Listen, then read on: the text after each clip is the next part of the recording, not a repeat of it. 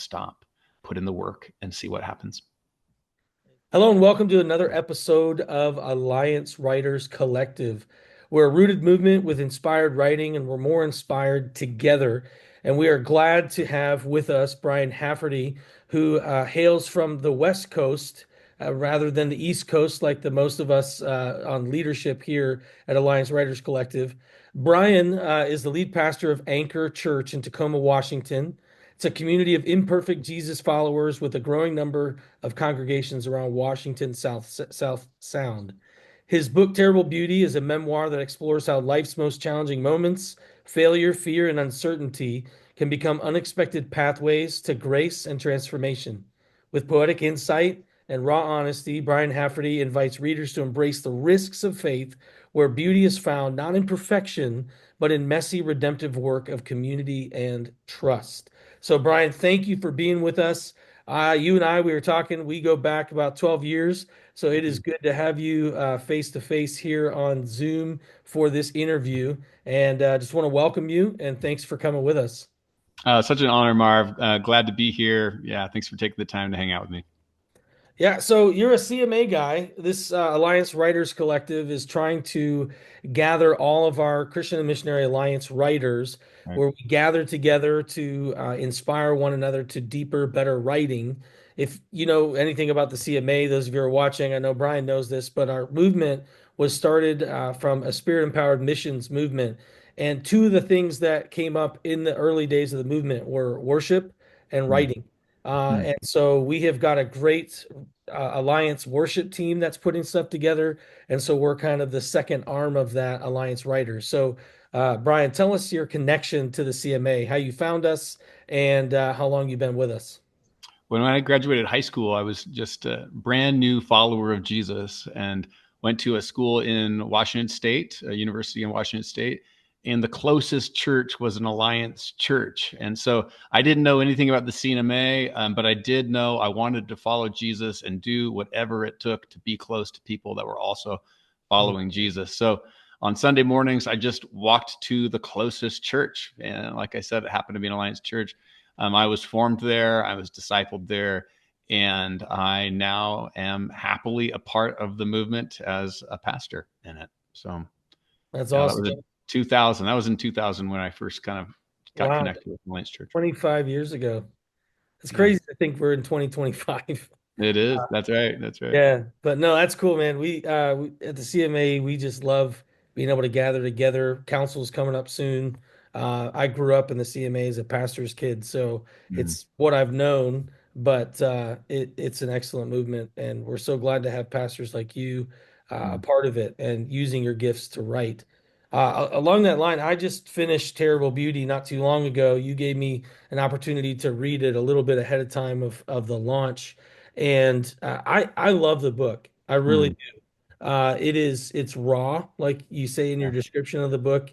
Your honesty, I think, will bring a whole lot more integration of people to read it and to really mm, experience it. And I just appreciate your writing of this book and being very obedient through the ups mm, and downs of it. So when you think about the writing project of Terrible Beauty, can you tell us about your joys and your pains of this yeah. project? Yeah. Well, there's so many. I mean, like any massive writing project, you're going to endure many types of joys and pains. But I think, um, just the process of the discipline of continuing to put forth the effort required to finish the project. Mm. That is something that is both joy and pain at the same time. Wouldn't you agree? I mean, so I Yeah. mean, for me, and we'll talk about this a little bit, but probably later on. But it was getting up at 5 a.m. To just log hours in front of a computer and just put down words that would need constant sanding and refining. There's joy and pain, of course, in that process. I think one of the processes of writing it is, I like you mentioned, I engage with a lot of my own learnings, my own shadow side that I experienced that really came after me, came up for me when I was planning a church. And so, like, it was almost like, we're now 7 or so years removed from that period of time, but it's almost like I was stepping back into that moment Oh, with this past version of myself that was anxious and nervous marital challenges and anxieties all around. Some I was aware of, some I wasn't aware of. So some of the joy and pain is just kind of like stepping back into that time portal, as it were, to kind of like face the person that I was.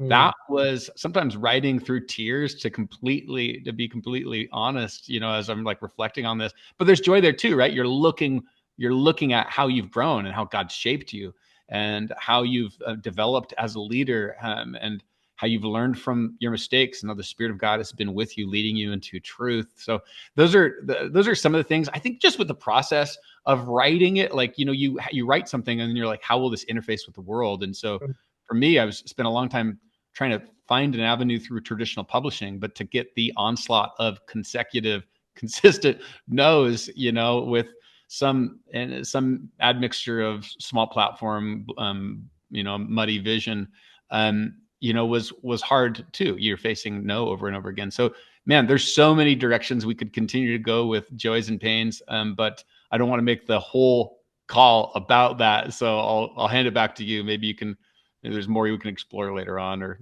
after. Yeah, yeah, for sure. I mean, one of the things I really love about the book is the inside view that you give of your emotions and how you're feeling, and that sense of despair that comes with planting anything or Yeah. starting anything or writing anything. When you look at church plants like yours that are really successful, that God Mhm. has blessed, the outside view can say, "Oh, wow, they don't wrestle with any of the things that Yeah. we wrestle with." Yeah. And so it was really good to enter into your space like that, and Mhm. to be invited into that, I Yeah. think is really going to speak to readers. So Uh, you mentioned a little bit about the idea of traditional publishing being kind yeah. of a shut door for you. So you chose more of a self-published route. What Mhm. was that publishing journey for you? Because as we are trying to share with our other Alliance writers about the publishing journey, many of them have not yet been published or have just been published and are Yeah. probably curious about the works that our Alliance folks are writing and the Yeah. journey that they took to get there. Yeah. Thanks, Marv. Yeah. I mean, well, you could say that. I mean, did I choose self-publishing, or did self-publishing, like, quote unquote, choose me? I mean, I didn't have a traditional publishing option, so it wasn't like I was picking from a banquet or a book, whatever. But I think that the things that I've discovered with maybe the process, is that, traditional publishing, um, uh, it has all the prestige. Having a publisher that people know on your book is a major encouragement to the writer, and I think rightfully so. It's not all about ego and pride. It's a cool thing. It's a statement of recognition, and after a long period of work, and so I wanted that, and through the conversations I've had with a couple publishers, in the process, of discerning if they were going to acquire it, Mhm. um, I had a conversation with an editor who, while his publisher passed on it, he really liked the book concept. And what I found is that he liked the book concept, but he thought that there's something that wasn't really kind of yet fully, like, it needed to be developed. And so I reached out to him, and we started a friendship, where he guided me along the process of bringing what he saw, was really what the book was trying to become, to the light. And I would say, that kind of relationality, and the freedom to pick, like, everything from cover design to, go the direction you want to go without being constrained by kind of like, no, it needs to fit this so we can sell it to that. It was a big freedom of self-publishing. And the editor that I was working with, though he was, working with the publisher, just was such an empowering person. There's so many great editors out there that may not be connected to a publisher, that you can utilize as a self-published author. And I think so. There's just so much freedom, even though I didn't choose self-publishing, so to speak. There's so much freedom in self-publishing. It's a lot more work in many respects, but you get to do what God has put inside of you to do, and invite wise mentors along the way to help shape that. But a lot of times, the traditional route, it's more constrained, and in some ways, some ways limited. They need to target it in certain ways. Yeah.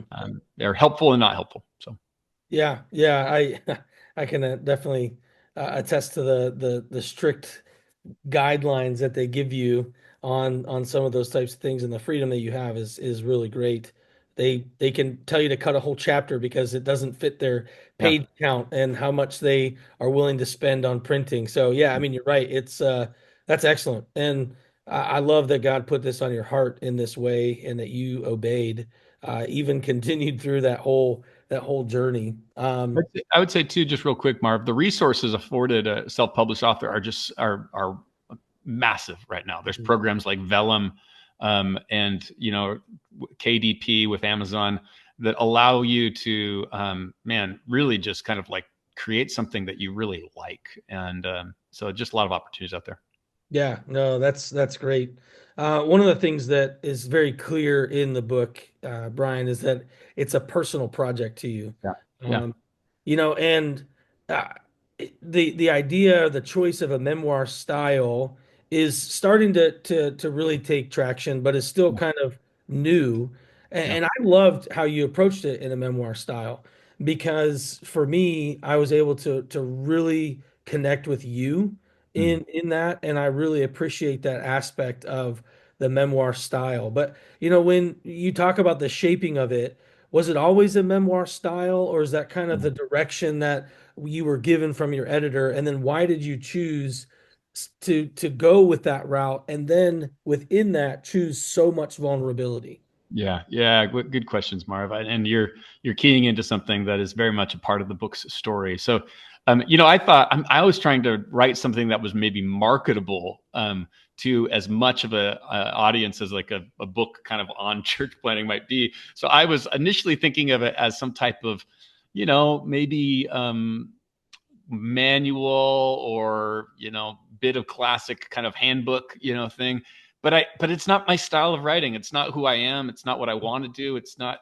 And so there was very much some memoir pieces in there mixed in with the manual elements, and it was exactly what you mentioned and what I kind of alluded to earlier. The editor that I ended up working with keyed into this. He goes, dude, the story is what is singing here. You're not giving yourself permission to just write the story. The story is what is singing, and and it's what people are going to connect with. Don't feel like you have to give it this instruction manual or Mm, provide your list of how you did it. Tell your story of who you are and what God was doing in your life. And so that was so dignifying because I was not giving myself that permission. I thought I was trying to create some type of marketable content that the industry might appreciate.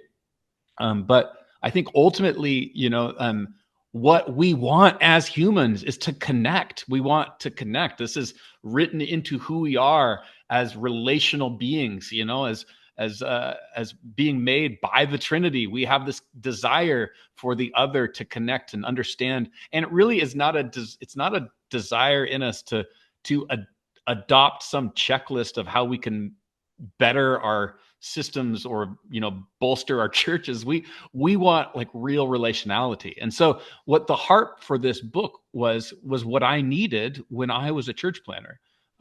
It's a friend, and I had friends. I've got good friends, but I didn't have this mix of cross section of like somebody who had been through it that I mm, didn't have a professional relationship with, right? mm.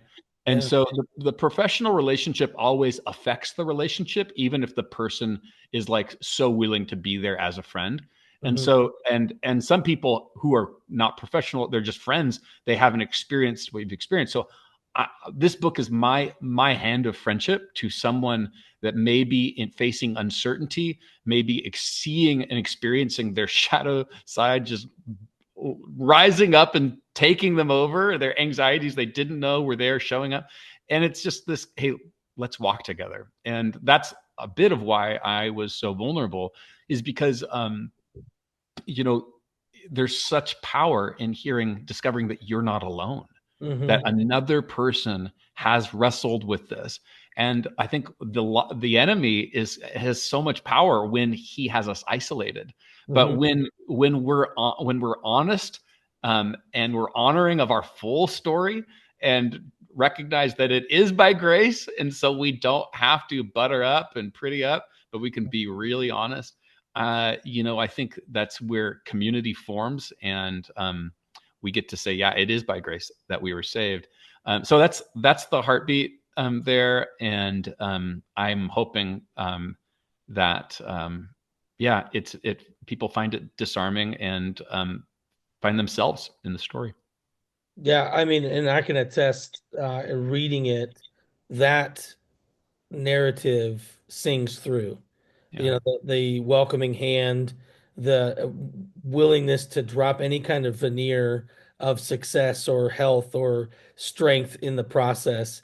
Because I mean, you know that it's there. To be a church planter, you have to have wherewithal. You yeah, have to be able to push through those emotions, resilience. Yeah, invite the Spirit to give you strength in those times. But to deny that they're there, I think is what hinders people from those manuals, right? Because here's what I did. Here's what I did, and this is the 5 steps that you can do to have the same success I had. And there's no vulnerability, there's no pain. It's hard to connect to that. And as well as I do, you go away from seminars like that where the speaker is giving you these 5 rules for success, and you walk away and you compare your story to their story, and you feel like an utter failure after you've read that book or gone to that seminar. This one, though, reading this book, if you've not picked it up, friends, get it, because when you read through it, you do find yourself in there. You mm, do see the fact that you can push through with this shadow side, but you need mm, help. You yeah, need yeah, Jesus, and you yeah, need to be honest with it. So yeah, no, I want to encourage you that you reached your goal in what you were trying to do in the book, and I appreciate that, and really really enjoyed reading it, and just purchased the copy so I can put a review on Amazon, come because on. that's as you know, reviews help and strengthen where we need to be strengthened in sales, and Yeah, encourage other people. yeah, Yeah, so those are fun. Those are good. So get the book and then review the book because it helps mm, us as authors. One of the things that totally disarmed me, you use that word disarming, was that your wife wrote a chapter, yeah. where it was like, oh man, he's not just sharing his side of this process, but he's saying, hey, honey, tell the dark side of the story from your perspective. And there's even more vulnerability than writing it out yourself that way. And so, how was it good for the book, and how did it work for you to co-write that together with her? Well, so yeah, I mean, I in the book I talk pretty openly about our marital challenges in the early stages of church planning, which is like not what you want. You want to be like rocking and rolling in your marriage, but for us, it was probably the hardest year of our marriage. And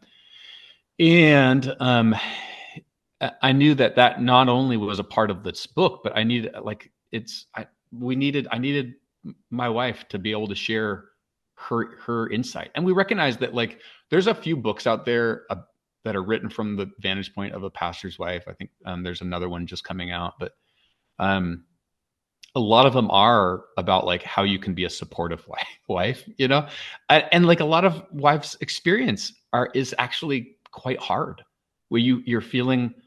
This is no, I mean, I come from a family with a single mama, so there's no slam on that. But you feel like a single mom as you're coming in with your kiddos and you're doing all the preparation on a Sunday, oftentimes by yourself, and you're facing all of the kids like I don't want to goes all by yourself, and I think that we need to be honest about the difficulties in this process of pastoral ministry for our families, but then also for definitely for church planters. And Yeah. this to other startups as well. Anytime you're diving in, you're grinding, you're really pushing for something, whether or not you're a follower of Jesus or not, you experience the edge of yourself and the fraying of relationships. And so we just wanted to address that and not pretty it up. And Candace was kind enough to write a chapter. She's not somebody that like has a practice of writing, but she does enjoy it. And so I helped do a developmental edit. But as you'll notice, I did not soften any of the punches. She was pretty honest, and we made sure to retain that. Yeah, that's great. As I hear you say that, my question is, How did that conversation go? Were you writing it and saying, hey, Candace, I really want you to write a chapter? Or was it her saying, I'm reading this and I would really love my voice added to this?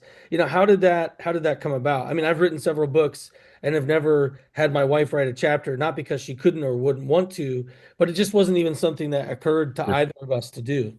Yeah. Well, I think it was a slow burn. I was pretty comfortable with it just being me, but then it was my editor that said, "Geez, you're pretty honest. We kind of want. Would it be good to hear from Candace?" And I kind of like didn't really engage with it at first because I didn't want to put that burden on her, frankly, because she doesn't have a writing practice. It's pretty vulnerable. Putting here's my words, But the more I thought of it, the more I was thinking of friends that I know that where their marriage is delicate, it's tender, and I just thought this could be a real offering. So I approached her, asked her, and it took some encouragement, but she through thinking about it, praying about it, was willing to engage. And I didn't know what she was going to write, frankly. She, like I didn't know what she was going to say. I know that from our times talking through it, that how difficult it was for her, but I didn't know what she was going to say. So I'm very honored that she would put forward a chapter. And that's funny. We've had multiple people say, either I've just read Candace's chapter and that's all I needed in the book, or it was my favorite chapter. So, I mean, it really is a help. It's been proven to be a helpful chapter. So, Yeah, no, no, I really do love that. And there are, like you said, books written from a wife's perspective, but rarely are there honest conversations back and forth in a book where that happens. And you're right, it is always the Proverbs 31 woman yeah, type of encouragement. But when you're in the thick of it, it's really hard in yeah, ministry for it is. pastoral wives. So I appreciated her chapter on that for sure. So as whenever a young couple has a baby, about 3 minutes later, the family asks, "When's the next baby coming?" So do you have another project that is in the works for writing?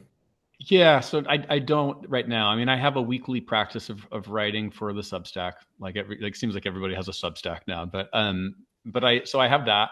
And I've thought about with how easy it is to self-publish. I usually my pieces are around 500 words. They're almost like a prose poem if you're familiar with that genre, where it's not free verse or formal poetry, but it's poetry in a prose like form. So it's kind of a devotional prose poems that I try to write each week. Though sometimes I break the form. I thought about maybe just putting together some of those as kind of a secondary thing. But as far as like a major book, I've got some ideas, but I don't have anything. It's all very, very, very, very doughy. Maybe not even doughy. It's just flour right Yeah, now. yeah. So, No water added yet. Well, I mean, one of the things that Jim and Justin and I, leaders of the Alliance Writers Collective, we sometimes are inspired by sermon series that we've done yeah. and feel like, wow, this was written for my congregation, but I think that there could be something else for the rest of the world from Yeah. these concepts. So I mean, I'm praying with you. I love your writing, so I hope you keep writing. I think you'll find once it's all published and people are buying it and talking about it, it's going to burn in your bones to write something different. Um, Mm, for me, if no one reads what I write, I now actually don't care, because the yeah. writing is a lot more for me than it is Yeah. Sure. for them, just because I just have to release it out. Um, but yeah, no, I really appreciate everything that you're talking about and how uh, you're honest with where you're at in the writing project and process. But I'd encourage you. What you got's good. You have a gift, Thanks. and it can continue to bless the alliance and beyond. So you've already kind of shared about the process from beginning to end in parts of the writing of Terrible Beauty, but when you began, you had talked about this idea of more of a manual item. What inspired the initiation of the writing? Was it because you saw God doing some really incredible things at Anchor Church? Was it, man, people need to know the pain and how to get through it? What was that initial, I should write a book about this? Yeah. Yeah. Yeah. Well, it's funny. It changed a little bit through the process. Initially, I mean, I've always loved writing, and so that some of the challenges is that I've loved writing it, but I've had little authority to write a whole book. Like there hasn't been much that I'm like, well, I've got enough expertise, to pass on. And so it started with like, well, we have had a relatively successful church plant. Maybe I could pass on our process because there are some certain things in the process, but it wasn't my style. And that was what I kind of alluded to already. The idea of kind of passing on the sequential steps or whatever. And so, I would say that uh, really, really the idea of kind of writing it came from a place that evolved through the process. And maybe that's just a permission for writers out there that are listening, that sometimes your what you're working on does evolve throughout it, and that's okay. You don't have to fight for it and force it to stay according to the original parameters, right? It's not a sonnet. It doesn't have to have 14 lines with iambic pentameter, ABBA, whatever. It can adapt and change and morph as you go. And yeah, so I think that I've always loved writing, and here I had something that I could offer some type of expertise on. That was my initial idea, but ended up being the expertise of me failing and learning, and that was what I in the end felt like the invitation was from the Lord to pass on. That's good. And that's a good word about it evolving. I think part of the reason why we hit writer's block is because we're trying to force something into something. And we're like, this is the vision I had for it, so it has to be Yeah. this. But being willing to release that and just let it flow, I think is a really good word to writers. When I had my book that eventually became What Good Is Jesus, it was nowhere near that in the beginning. And I sent it off to a writing mentor, and essentially he said, I love the core, but you have to rewrite this whole thing. Mm. And my arrogance was like, no, I don't. It's excellent. Yeah, I don't sure. have to Yeah, rewrite this. yeah. But then the he is an expert at writing. So it was one of those, he's probably right. And it was the right choice. It took another year and a half to Yeah, finish off that project because it was completely different. But yeah. yeah, I mean, I didn't give myself that permission. I was told to have that permission, so I'm glad you found it through the process in some ways, giving yourself that freedom to evolve it. Um, along those lines of writing and giving some of our folks tips, because, like I said, the people who watch our Alliance Writers Collective are from a wide swath of groups of writers. Those who are just starting, some of them are even just saying, "I want to write. I'm thinking about writing a book." Others are in the thick of it. Others have written some. So we got a wide array of people. So if you were to look at Bryan 5 years ago, Yeah.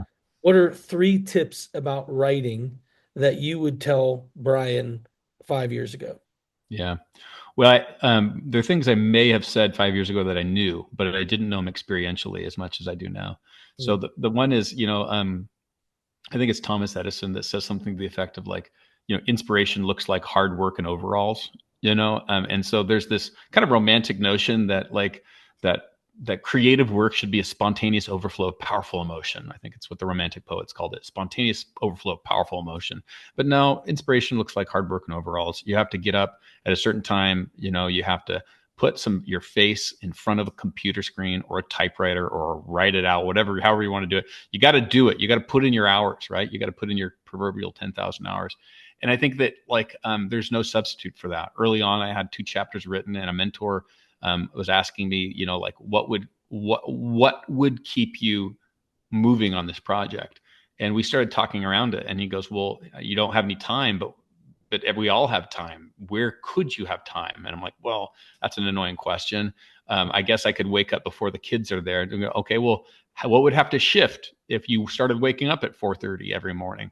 Well, I'd have to go to bed earlier, and so you start following this thread, and you end up with this with this answer of like, what do you really want? What do you Hmm. really want? What do you really want? And so I would say, you have to embrace the hard work of putting it out there on the page. Mhm. And I think there's a sense of also read people that inspire you. Yeah. Read and don't feel like you need to read if it's a book that's not helping you. If like put it down, but try to find reader or writers that inspire you and pay attention to how they're doing it. Like look at what they're doing. I'm a compulsive sharer, so some people are pretty guarded about their creative projects, but I've found people that I really want their insight, and I'll ask them, hey, can I send you something? Can I get feedback? I do that regularly, and so I would say, my three things are. Embrace the hard, difficult work. Do the work. Get the, say it's going to take discipline.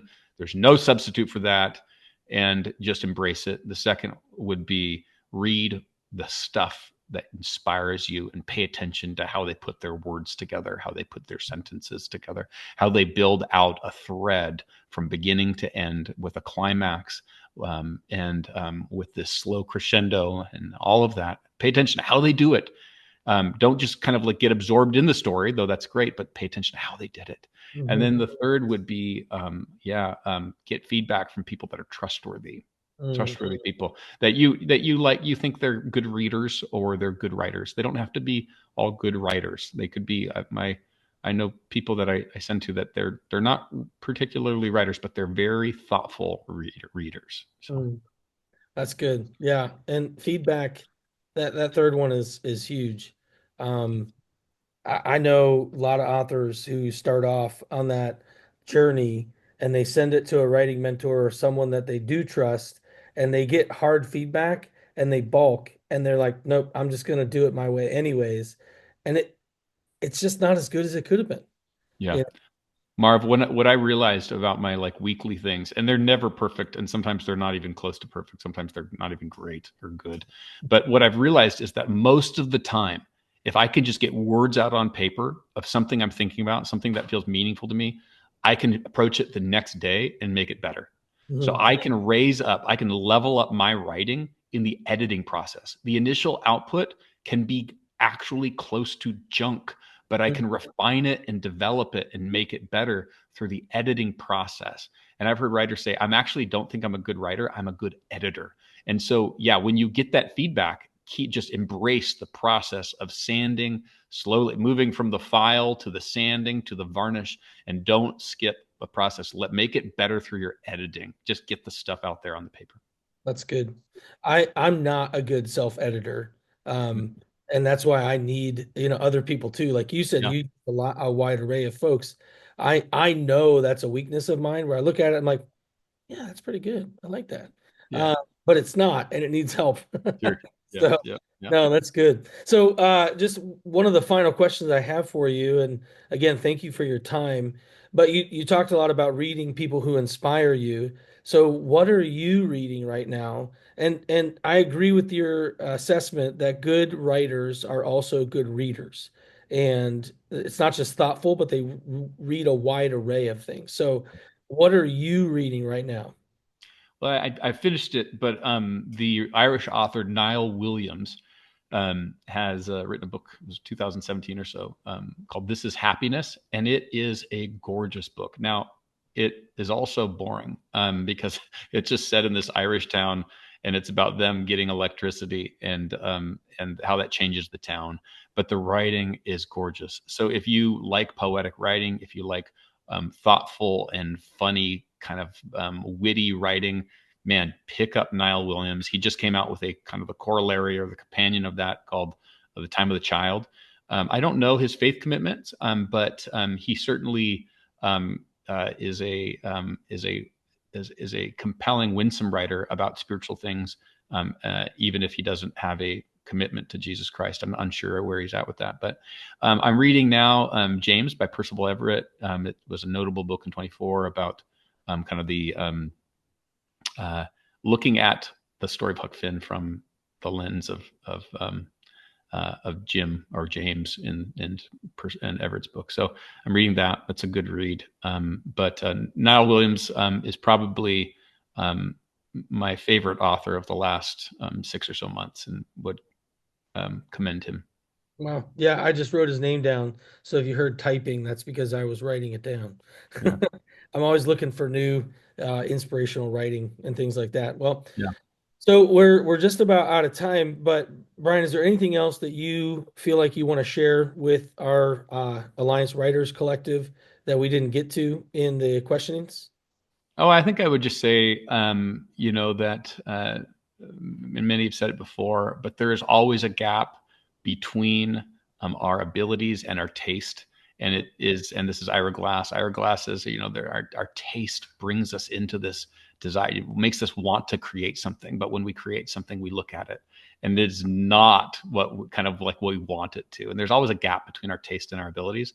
But the only way to move forward through that gap is by continuing to do it. So just go after it. Don't stop.